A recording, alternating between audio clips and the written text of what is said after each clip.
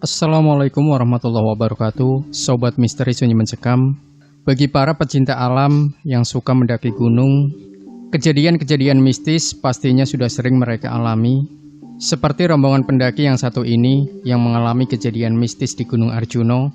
Bagaimanakah kisah selengkapnya?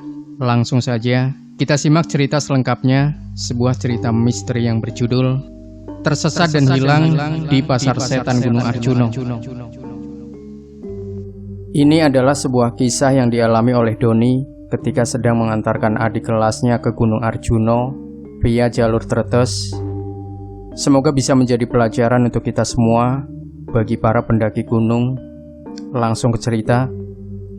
Kejadian ini terjadi pada tahun 2017 lalu. Agung, Nanda, Herman, dan Eka, mereka mempunyai niat untuk pergi ke Gunung Arjuno, tapi di antara mereka berempat tidak ada yang mempunyai pengalaman di bidang pendakian. Oleh karena itu, mereka berempat berinisiatif mengajak Doni untuk mengantarkannya ke Gunung Arjuno. Doni memang lebih berpengalaman dari mereka berempat, dan Doni merupakan kakak kelas mereka. Mendengar ajakan dari mereka, Doni berpikir, kalau ke Arjuno berlima, berarti ganjil dong. Kenapa Doni berpikir seperti itu? Karena setahu Doni, kalau mendaki ke Gunung Arjuno itu, kalau bisa jangan ganjil, karena mitosnya akan mengundang bahaya. Akhirnya, Doni mempunyai inisiatif untuk mengajak satu temannya yang bernama Vicky untuk mengantarkan mereka, dan tanpa keberatan, Vicky setuju dengan ajakan Doni. Sekarang mereka sudah genap 6 orang. Setelah itu mereka berkumpul dan berunding untuk mempersiapkan peralatan yang dibutuhkan untuk pendakian nanti, sekalian menentukan hari pemberangkatan. Setelah semuanya sudah beres, maka ditetapkanlah hari pemberangkatan, yaitu hari Selasa. Singkat cerita, tibalah hari pemberangkatan itu. Hari Selasa siang mereka semua berkumpul di titik kumpul yang sudah direncanakan. Setelah sudah berkumpul, tiba-tiba ada satu anggotanya yang menghubungi Doni dan memberitahukan secara tiba-tiba bahwa dia tidak bisa ikut serta dalam pendakian ini dengan alasan dia ada acara keluarga yang tidak bisa ditinggalkan.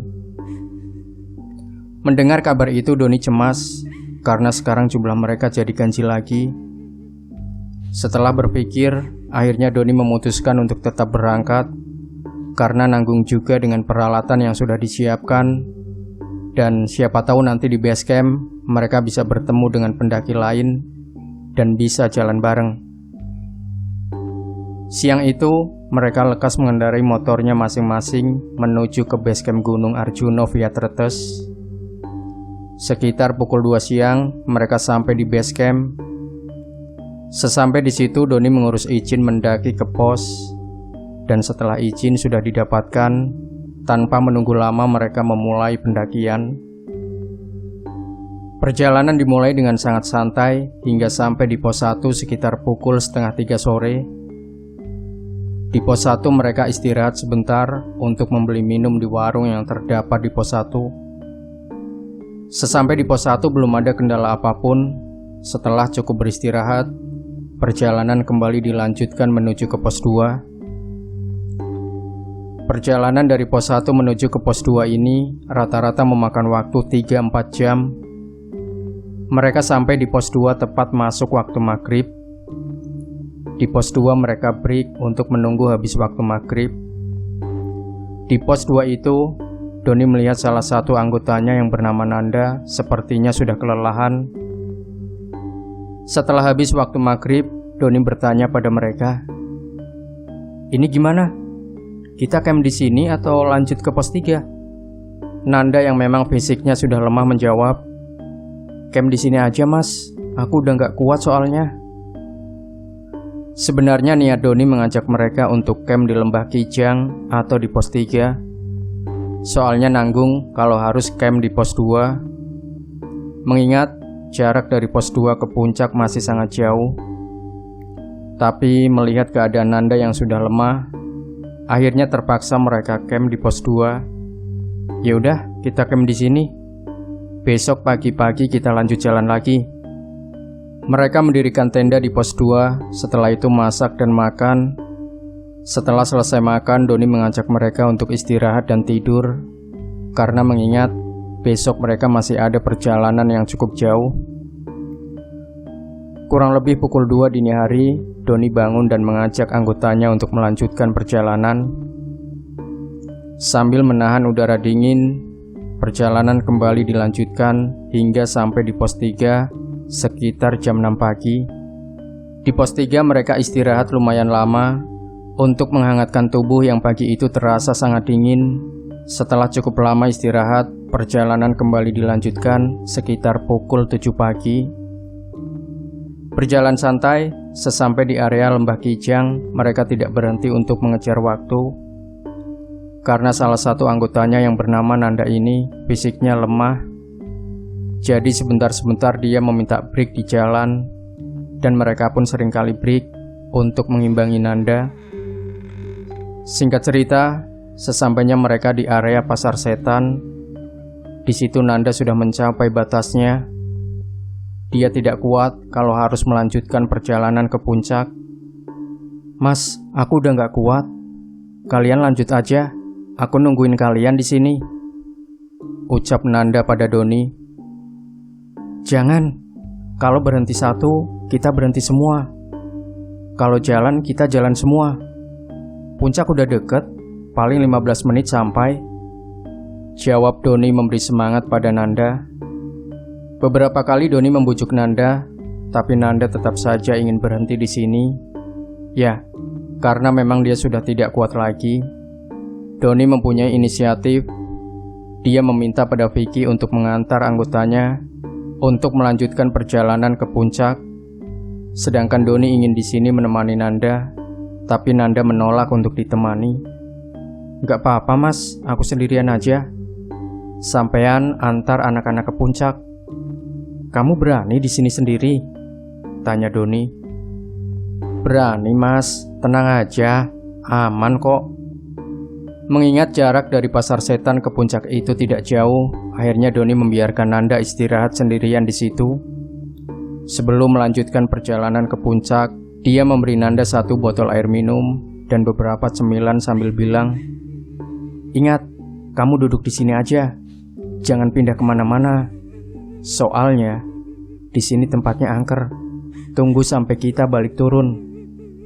Dengan rasa sedikit cemas, Doni dan yang lain berjalan ke puncak dan meninggalkan Nanda dengan keadaannya yang sangat kelelahan di Pasar Setan. Singkat cerita, sekitar pukul 10 pagi, Doni dan rombongannya sampai di puncak. Mereka di puncak tidak terlalu lama.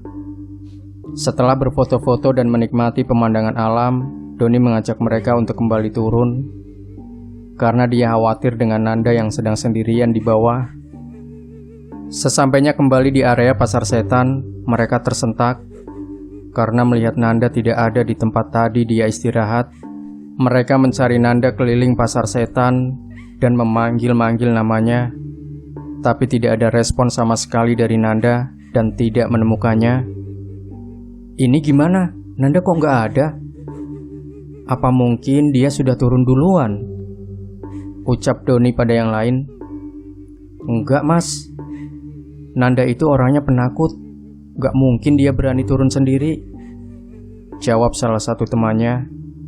Sudah setengah jam mereka mencari Nanda di area Pasar Setan, tapi Nanda tidak juga ditemukan. Hingga akhirnya teman-temannya mengira kalau mungkin Nanda sudah turun duluan bareng rombongan lain. Doni tidak ingin berpikiran negatif. Mungkin saja benar apa yang dikatakan teman-temannya, kalau Nanda memang sudah turun bareng rombongan lain. Dengan perasaan cemas, mereka kembali berjalan turun dengan pelan sambil memanggil-manggil nama Nanda. Dan di perjalanan turun itu, mereka tidak bertemu dengan rombongan pendaki lain ataupun Nanda hingga sampai di area Lembah Kijang. Sesampai di Lembah Kijang, Doni semakin cemas dengan Nanda yang tiba-tiba hilang begitu saja. Mereka berhenti lumayan lama di area Lembah Kijang. Di situ Doni berpikir, anak ini kemana ya? Udah dibilang jangan kemana-mana sampai aku balik, malah ngilang. Teman-teman yang lainnya makan-makan cemilan sambil memikirkan keberadaan Nanda, tapi tidak dengan Doni. Dia tidak ikut makan. Dia bingung tidak karuan memikirkan keberadaan Nanda, karena mengingat dia adalah ketua rombongan, jadi dia bertanggung jawab atas keselamatan anggotanya. Aku harus bilang apa pada orang tuanya kalau sampai Nanda benar-benar hilang, ucap Doni dalam hati. Tidak lama setelah itu, di tengah-tengah kebingungan ini, dari arah hutan samar-samar mereka mendengar teriakan, "Mas Doni, Mas!" Dan mereka melihat Nanda berjalan keluar dari hutan sambil memanggil-manggil nama Doni. Dan keluarnya Nanda dari hutan itu tidak pada jalur pendakian, melainkan jauh di sebelah kanan jalur pendakian. Melihat itu, Doni langsung berlari ke arah Nanda dan memeluknya. "Kamu ini dari mana aja, Nda? Aku nyariin kamu dari atas sampai sini, gak ketemu loh," ucap Doni pada Nanda. "Aku gak kemana-mana, Mas. Aku tadi tidur di sana," jawab Nanda tanpa ada beban. "Tapi tadi kita nyariin kamu muter-muter, tapi gak ada loh." Doni memberinya minum dan meminta Nanda agar makan dulu. Setelah kepanikan mereka sudah mereda, Doni bertanya lebih lanjut pada Nanda, "Nda, sebenarnya kamu tadi kemana? Kita udah nyariin kamu lama, tapi gak ada." Nanda menceritakan sedikit tentang apa yang dialaminya pada Doni. Menurut Nanda, dia tidak pergi kemana-mana. Setelah ditinggal ke puncak itu, dia tidur. Tidak lama tidur, dia dibangunkan oleh kakek-kakek, dan kakek itu berucap, "Nak, turunlah cepat, nanti kamu ditinggal teman-temanmu." Setelah bangun itu, Nanda melihat jam yang sudah menunjukkan jam 11 siang. Dia bergegas turun untuk menyusul teman-temannya yang kata kakek itu dia sudah ditinggal. Sambil berjalan turun, Nanda memanggil-manggil nama Doni hingga bertemu kembali di sini. Mendengar penjelasan itu, Doni semakin bingung. Kalau Nanda dibangunkan jam 11 siang, harusnya dia bisa bertemu dengan Doni dan yang lain di pasar setan. Sedangkan di jam 11 itu, Doni dan yang lain masih sibuk mencari Nanda keliling pasar setan. Bahkan Doni dan yang lain turun dari pasar setan itu kira-kira pukul setengah 12 siang. Doni berpikir, bisa jadi Nanda ini disembunyikan makhluk gaib, tapi Nanda tidak menyadarinya. Dan kakek-kakek yang membangunkan Nanda itu bukan manusia. Doni tidak bilang tentang apa yang ada dalam pikirannya itu pada yang lain. Mengingat kedatangan Nanda tadi dari arah hutan, teman-teman yang lain memeriksa fisik Nanda karena takutnya dia terluka atau yang lain. Setelah diperiksa, syukurlah tidak ada luka apapun pada diri Nanda. Doni merasa sangat lega karena akhirnya Nanda bisa ditemukan. Kemudian dia mengajak rombongannya untuk melanjutkan perjalanan turun. Berjalan turun, mereka sampai di pos 3 sekitar pukul 3 sore. Sesampai di situ mereka istirahat di sebuah warung yang terdapat di pos 3 untuk membeli minuman. Ketika mereka sedang menikmati minuman di warung, tiba-tiba hujan turun hingga membuat mereka harus menunggunya sampai reda. Setelah lama menunggu, sekitar pukul 3:30 sore, akhirnya hujan sedikit reda. Doni berinisiatif untuk mengajak mereka turun agar tidak terlalu malam nantinya. Tapi karena kondisi masih rintik-rintik hujan, dia khawatir dengan keadaan anggotanya. "Kalian mau ikut turun sekarang atau nunggu hujan reda?" tanya Doni pada anggotanya. "Kami tunggu hujan reda aja, Mas, bareng rombongan lain," jawab mereka. "Ya udah, aku sama Vicky turun duluan untuk masak, biar nanti kalian bisa langsung makan." Niat Doni ingin turun terlebih dahulu karena dia ingin memasak makanan di pos 2. Jadi nanti kalau mereka sudah sampai di pos 2, mereka bisa langsung makan. Di sisi lain, waktu itu di pos 3 banyak pendaki lain, jadi mereka bisa turun bareng rombongan lain. Doni dan Vicky pun berjalan turun terlebih dahulu. Mereka berdua berjalan sedikit cepat dan sesekali berlari untuk mengejar waktu agar tidak kemalaman. Karena waktu itu mereka tidak membawa senter. Semua senter ada di rombongan yang masih tinggal di pos 3. Di perjalanan turun ke pos 2 ini, ada kejadian aneh yang dialami oleh Doni dan Vicky. Kalau estimasi perjalanan naik dari pos 2 ke pos 3 itu membutuhkan waktu sekitar 3-5 jam, harusnya kalau turun, estimasi perjalanannya hanya 1-3 jam atau setengah jam dari perjalanan naik. Tapi waktu itu sudah 2 jam lebih mereka berdua berjalan. Mereka tidak kunjung sampai di pos 2. Padahal mereka berdua turunnya sudah ngebut. Harusnya tidak sampai 2 jam mereka sudah sampai di pos 2. Di situ Doni mulai sadar bahwa jalan yang dilaluinya itu hanya berputar-putar di tempat yang sama. Dia bilang ke Vicky, "Perasaan kita udah lewat jalan ini beberapa kali deh." "Nggak tahu mas, aku nggak perhatiin," jawab Vicky. Doni tidak ingin berpikir negatif dulu. Mungkin itu hanya perasaannya saja, dan mereka tetap berjalan mengikuti jalur yang dilewatinya. Cukup lama berjalan, mereka tetap tidak kunjung sampai di pos 2, hingga akhirnya Doni menandai sebuah pohon. Setelah pohon ini, pasti belok ke kanan, kemudian ke kiri. Kalau nanti aku melihat pohon ini lagi, berarti memang benar. Dari tadi kami memang berputar-putar. Mereka terus berjalan, dan ternyata benar. Doni melihat lagi pohon yang ditandainya itu dengan rute yang sama. Setelah pohon itu belok ke kanan, kemudian ke kiri. Dan ini sudah ketiga kalinya Doni melewati pohon itu. Doni sudah curiga kalau jalannya ini hanya berputar-putar, tapi dia mencoba terus berjalan lagi. Siapa tahu memang itu pohonnya sama, dan ternyata mereka bertemu dengan pohon ini lagi dengan rute yang sama sampai 5 kali. Kelima kalinya, Doni meminta Vicky untuk berhenti di pohon itu dan bilang, "Vic, berhenti dulu." "Kenapa mas? Aku dari tadi ingat pohon ini udah kita lewati sampai 5 kali loh." Vicky tidak menyadari kalau mereka sudah melewati pohon ini 5 kali. Doni yang merasa lelah dan pikirannya kacau. Dia teriak-teriak kesal karena sudah dibuat seperti ini. Perlahan Vicky menenangkan Doni. "Mas, udah mas, sabar. Kita jalan pelan-pelan aja." Kemudian Doni mencoba menenangkan pikirannya. Setelah sedikit tenang, dia bilang ke Vicky, "Vic, coba kita zikir sebentar." Mereka berdua pun berzikir membaca surat-surat pendek. Setelah itu Doni bilang, "Vic, aku pengen pulang." "Sama mas, aku juga." Lalu Doni berucap, "Mbah, saya ingin pulang. Saya sudah capek, biarkan saya pulang, Mbah." Mendengar Doni berkata seperti itu, Vicky takut. Kemudian dia bertanya, "Mas, kenapa mas?" "Nggak apa-apa, Vic. Udah ayo, kita lanjut jalan lagi pelan-pelan," jawab Doni dengan lemas.